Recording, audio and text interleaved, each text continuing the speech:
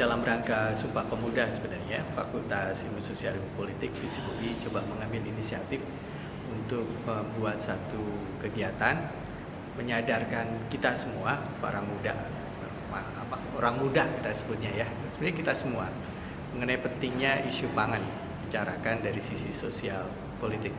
Selama ini kita membayangkan pangan itu ya kalau dari produksi ya pertanian, kalau sudah selesai ya nanti orang-orang kuliner dan sebagainya. Tapi ini sebenarnya benar-benar persoalan sosial dan politik. Misalnya ya, kalau kita mau bicara apa sih makanan pokok orang Indonesia, kita bilang nasi. Ya itu kan politik. Karena misalnya di Indonesia Timur orang makan sagu, sebagian ada jagung sebagai makanan utama. Tapi ketika politik Orde Baru misalnya menempatkan nasi, beras dan padi ya sebagai indikator untuk kemajuan, karena waktu itu pembangunannya bertumpu pada pembangunan pertanian misalnya. Itu politik sekali.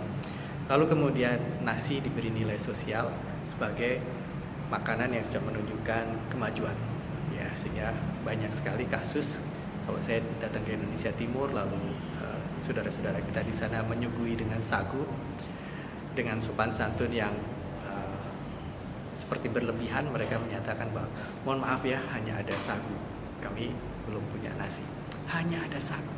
Kesannya kemudian ada gradasi ya.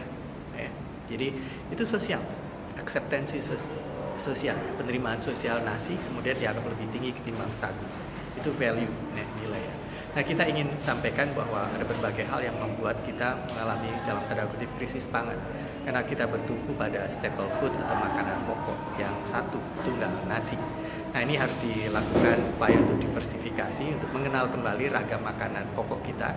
Dan kita coba untuk membuat satu momentum di sini ya, kebangkitan pangan ya, menjadi bagian dari kebangkitan bangsa itu ditandai dengan kebangkitan pangan terlebih dahulu. Kita berdaulat atas pangan yang kita mau konsumsi, baik dalam konteks produksi, taste ya, rasa yang kita ingini, dan kemudian nilai atau value pada makanan tersebut, tentu dengan memperhatikan gizi yang cukup ya. Kali ini kita akan mengundang rekan-rekan lain dari IPB ya, teman-teman dari pertanian dan dari UGM juga dari pertanian.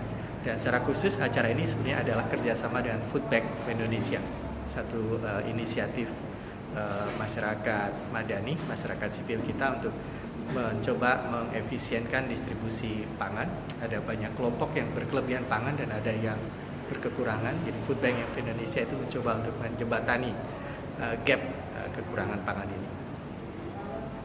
Ini sahabat saya Mas Hendro, inisiator ya, membuat Food Bank of Indonesia, saya sampaikan tadi satu inisiatif untuk menjembatani distribusi pangan antara kelompok-kelompok yang berkelebihan dan beberapa yang kekurangan.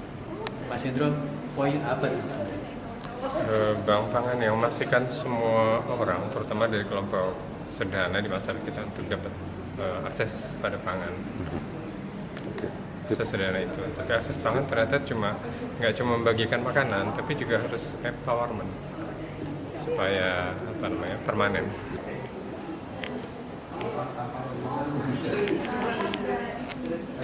Ya, saya Fadli Rahman dari Departemen Sejarah dan Filologi Universitas Pajajaran. Pakaran saya yaitu adalah sejarah pangan dan kuliner. Dan apa yang akan saya sampaikan pada kesempatan hari ini itu adalah mengenai bagaimana melihat pangan sebagai salah satu wujud dari identitas kebangsaan. Dan dengan pangan, Presiden Soekarno pernah mengatakan bahwa pangan merupakan penentu hidup matinya sebuah bangsa. Dengan pangan kita juga membutuhkan untuk kebutuhan konsumsi sehari-hari, dan terutama untuk penguatan sektor kuliner kita yang begitu kaya.